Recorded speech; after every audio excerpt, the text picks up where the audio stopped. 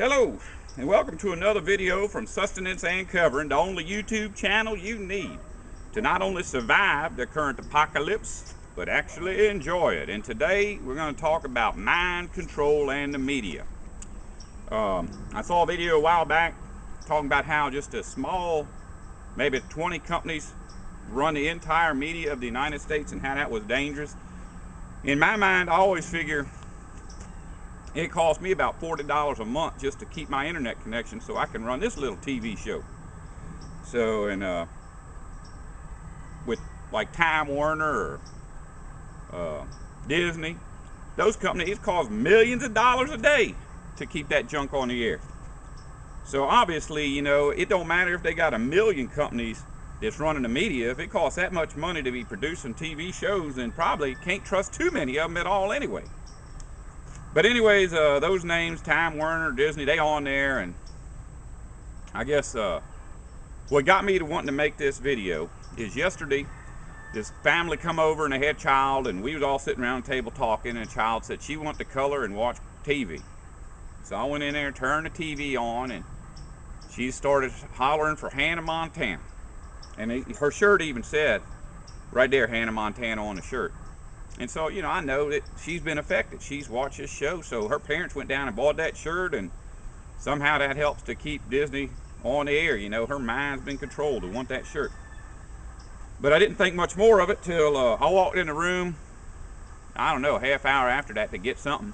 And she was sitting there watching that show. I guess it was Hannah Montana. And a little girl on TV was talking to an older woman on TV. And she says, "Is it true that you used to be a peace activist?" And the older woman said, "Yeah, but when I started to be a peace activist, I found out that the peace activists don't even care about peace. The only reason they do that is so that the parents will get mad." Now, I promise you, that little girl right there knew it. When they sang a song on that show, she knew all the words to it. She probably seen that episode 5 or 6 times. But if she knows the words to every song on that, something else she knows right now, for a fact, she knows that the only reason people are peace activists is to make good people mad. That's a bad, man, you talk about it. We are in a dangerous world. The other day somebody told me, you know, you ought to, the way you talk, you ought to be a counselor for young people. And I don't want to seem like a pessimist, but I see no hope for the young people of this generation, period. Period. I mean, even me, when I was growing up, had mind control, but I can't imagine it was that bad. Well, you know what? It probably was. When I was younger, we didn't ever see black people. So when I did see a black person, that was a big event for me. And the only information I was ever given about black people was that they were untrainable, too stupid to learn. And so for my beginning of my life, I just knew for a fact that black people couldn't learn. So when they started bringing black people to my school, well, I was a little different than the rest. Most of them kids was like, them black people gonna ruin our school because now we ain't gonna be able to learn. In my head, I'm thinking those poor black kids, you know, what are they gonna do when us normal people are sitting here learning math and reading and writing and things like that? I mean, they just gonna watch us and wonder what we're doing? How in the world is that gonna affect them poor black children? Well, you probably already know the outcome of this.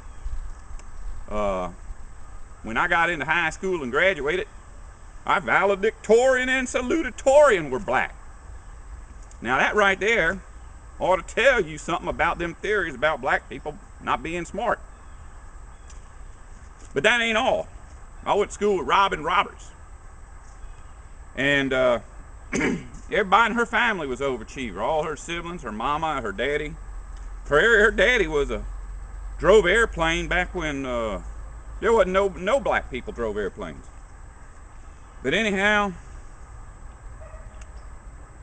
this morning, as I was walking out of the house, my wife's in there. She always wants to watch the media, you know, Good Morning America, and there was Robin, my old classmate. And she was a nice person. I ain't got nothing bad to say about her. She's pretty. If you look in all my high school annuals, which I don't have any, but I'm still in contact with people I went to school with, every other page, Robin Roberts, you know, most prettiest. And she was. It's a good-looking woman. I mean, you think she's good-looking now, you should have seen her when she was 18. But most likely to succeed, you know, most gonna make the most money, one that's gonna have the most friends. Every other page, Robin Roberts. And the people in that town where I grew up, they all brag. The white ones, the black, all of them brag. Oh, Robin Roberts, you know, grew up here. And if you ask them, you know, if just in conversation bring up how stupid kids are today, if you ask them, why are kids so stupid today? They'll tell you, oh, it's because of integration. When they brought them black kids in, it ruined our schools, because then suddenly you teachers weren't allowed to teach the right way anymore, because they had to teach them poor dumb black kids. So the human mind, it does not matter any what you see with your eyes. It does not matter what you experience in your life. For 99.99999 and to infinity, human beings trust what they're told by the masses. Whatever comes on that TV when they're 5, 6 years old, that's what they carry with them through the rest of their life. The filters in their head that filter out stupid apparently don't work anymore. So, you know, as far as when you see a video about the mass media is controlled by just a small group of companies, I want you to know just exactly what that means.